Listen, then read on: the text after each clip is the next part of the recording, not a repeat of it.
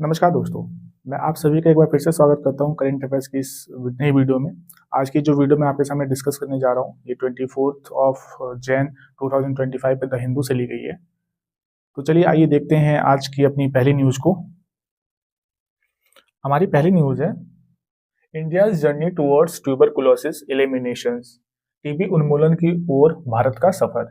भारत में टीबी की स्थिति क्या है वर्तमान में? भारत वैश्विक टीबी मामलों में 26% का योगदान करता है और दवा प्रतिरोधी टीबी डीआरटीबी में भी शीर्ष पर है।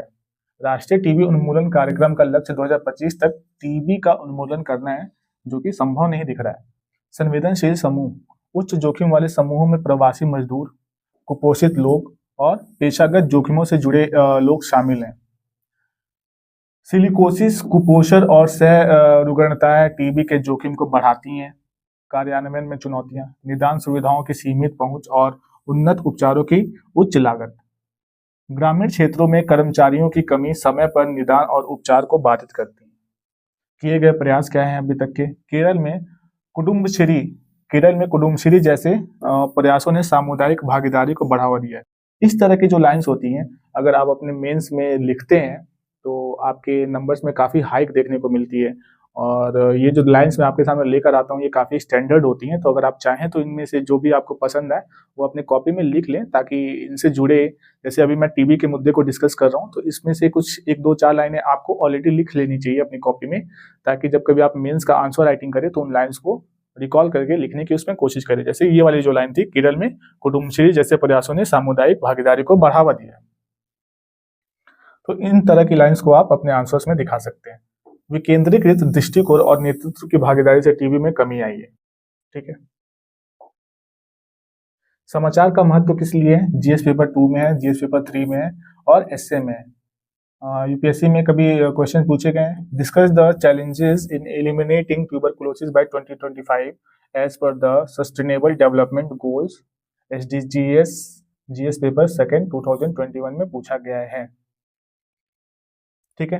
Examine the role of community based approaches in taking infectious diseases in India. इस पे आप एक अच्छा आंसर तैयार रखेंगे अपने पास। ये आंसर ऐसा, ये जो इस क्वेश्चन पे आप आंसर तैयार करेंगे वो हरफन मौला आंसर होगा। वो इससे रिलेटेड आप किसी भी क्वेश्चन में उसको पुट कर सकते हैं। ऐसे कुछ आंसर्स होते हैं जो 2, 4, 10 क्वेश्चंस में भी उसको एक साथ आप लिख सकते हैं और वो काम चल जाता है। काम चल के जाता है, बहुत अच्छे से चलता है। तो इस तरह के क्वेश्चंस आप अपने पास लिख के रखेंगे रेडी मटेरियल में। ब्रेनस्टॉर्मिंग के लिए थॉट्स, 2025 तक भारत को टीबी मुक्त बनाने की चुनौतियां क्या है, इस पे हम सोच सकते हैं।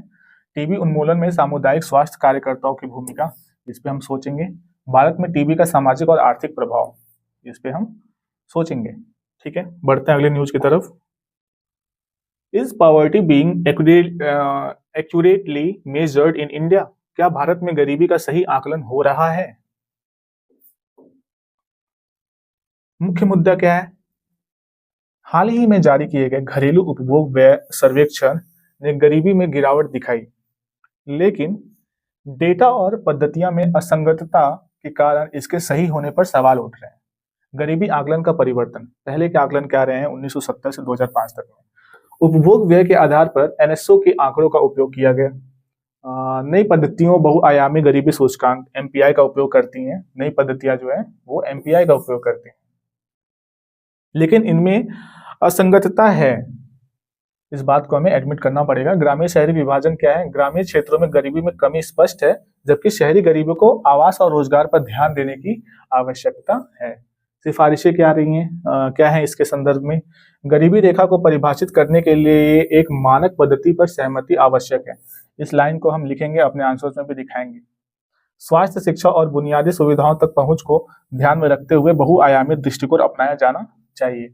हम हिंदू इसीलिए पढ़ते हैं ताकि हमारी मेंस जो है वो प्रिपेयर हो और प्रीलिम्स के लिए कुछ क्वेश्चंस हमें मिले। तो आप अपने मेंस प्रिपेयर करते रहिए, क्योंकि ये एग्जाम है मेंस का। ठीक है, प्रीलिम्स 5 अटेम्प्ट में कभी ना कभी आपके क्लियर हो ही जाएंगे, अगर आप मेहनत करते रह रहे हैं लगातार। बट अगर आप मेंस के लिए तैयार नहीं है तो वो प्रीलिम्स क्लियर करके भी आप इंटरव्यू तक नहीं पहुंच रहे हैं। तो आप मेंस के लिए प्रिपरेशन अपनी रेडी रखिए। जिस साल प्रीलिम्स में आपका रिजल्ट बने, उस साल की फाइनल लिस्ट में आपका नाम हो, आप इस तरह की प्रिपरेशन हमेशा रेडी रखिए। समाचार का महत्व क्या है? जीएस पेपर 2 में, जीएस पेपर 3 में एंड एसए में। Critically examine the effectiveness of multi dimensional poverty indices in policy making. इस पे हम अपने पास एक आंसर रेडी रखेंगे। Discuss the role of data accuracy in understanding socio economic disparities in India. ये पूछा गया है 2019 के जीएस पेपर 3 में, और पहला वाला पूछा गया था 2020 के जीएस पेपर 2 में। गरीबी मापने में डेटा संग्रह विधियों की भूमिका, इस पे हम सोचेंगे। डेटा संग्रह विधियां गरीबी मापने में, उसमें क्या कमियां हैं, उसमें क्या सुधार किए जा सकते हैं, इन पे हम अपने पास कुछ राय रखेंगे। ठीक है, राय बनाना आवश्यक है। भारत में बहुआयामी गरीबी सूचकांक अपनाने का महत्व क्या है, इस पे हम सोचेंगे। शहरी गरीबी से निपटने की चुनौतियां क्या है, इस पे हम सोचेंगे। ठीक है, अगली न्यूज की तरफ बढ़ते हैं। न्यूज जो आज चर्चा के लिए महत्वपूर्ण नहीं प्रतीत होते। Drought death and death in Maharashtra, ये किसानों की आत्महत्या से रिलेटेड एक पेज नंबर 6 पे स्पॉटलाइट सेक्शन में एक आर्टिकल छपा था। बहुत ही अच्छा मैंने पढ़ा, काफी मुझे अच्छा लगा, लेकिन ये न्यूज में डिस्कस करने के लायक नहीं था, पर काफी बेहतरीन है। आप चाहें तो आप जाके पढ़ें उसको, और उससे आप किसानों की समस्याओं के ऊपर, महाराष्ट्र के और उधर विदर्भ के जो किसान हैं उनके समस्याओं के ऊपर आपको काफी कुछ जानने के लिए मिलेगा। काफी बेहतरीन आर्टिकल है, आपको एक बार जाके पढ़ना चाहिए। Anuja nominated for Best Live Action Short Film at 2025 Academy Awards। नाम याद रखेंगे, ये पीसीएस में पूछा जा सकता है। रोडामाइन बी, ये नाम याद रखेंगे, रोडामाइन बी एक केमिकल है, स्वास्थ्य और पर्यावरण पर प्रभाव। वो जो बुढ़िया के बाल हम खाते हैं, वो इन्हीं केमिकल्स का यूज करके बनाया जाता है, तो उस पर ध्यान रखेंगे कि उसके क्या प्रभाव है। Practice questions for UPSC and state PCS pre examinations, हमने जो ये शुरू किया था सीरीज, उसके बाद कुछ दिनों के बाद हमने ये सेक्शन ऐड किया था कि हम कुछ मॉडल क्वेश्चंस भी उसमें डिस्कस करेंगे जो कि एग्जामिनेशन के लिए इंपॉर्टेंट हो सकते हैं, और आपको भी एक आइडिया लगेगा कि किस तरह के क्वेश्चंस इन न्यूज से बनाए जा सकते हैं। तो इन्हीं न्यूज से रिलेटेड ये कुछ क्वेश्चंस है। जो पहली बार मेरा वीडियो देख रहे हैं उनके लिए मैं बतला दूं कि जो न्यूज हमने पिछले अभी डिस्कस किए हैं, उन्हीं से रिलेटेड मैं कुछ पीवाईक्यूज आपको देने जा रहा हूँ। तो आइए चलिए उसको सॉल्व करते हैं। भारत में टीबी के उन्मूलन कार्यक्रम का लक्ष्य कौन सा वर्ष है? 2025 है। टीबी के प्रति भारत का योगदान वैश्विक स्तर पर कितना प्रतिशत है? तो 26% है। दवा प्रतिरोधी टीबी DRTB का मुख्य कारण क्या है? कुपोषण, गलन निदान, उपचार में देरी, ये सभी हैं। NTEP का मुख्य उद्देश्य क्या है? टीबी की शुरुआती पहचान करना है, टीबी मामलों में 90% की कमी लाना है, सामुदायिक भागीदारी बढ़ाना है, ये सभी उसके उद्देश्य है।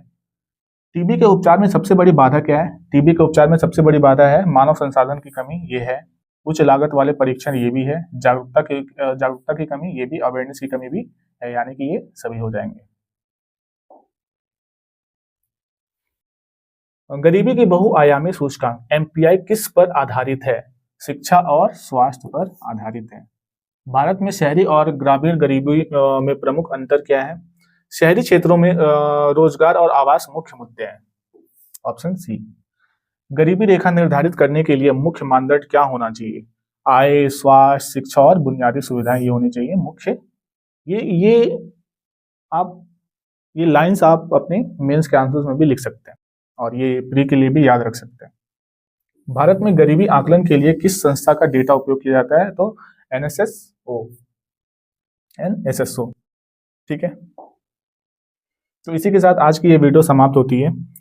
मैं उम्मीद करता हूँ कि आपको इस वीडियो से अवश्य ही कोई वैल्यू मिली होगी। अगर आपको जरा सी भी इस वीडियो से वैल्यू मिली है तो मेरे चैनल को लाइक कीजिए, इस वीडियो को लाइक कीजिए, चैनल को सब्सक्राइब कीजिए, और अपने दोस्तों के साथ भी शेयर कीजिए, ताकि उनको द हिंदू पढ़ने का एक नया पर्सपेक्टिव मिल पाए, और वो अपने एग्जाम के लिए, स्पेशली मेंस के लिए प्रिपेयर कर पाए द हिंदू। ठीक है, तो इसी के साथ मैं अपनी शब्दों को विराम देता हूँ।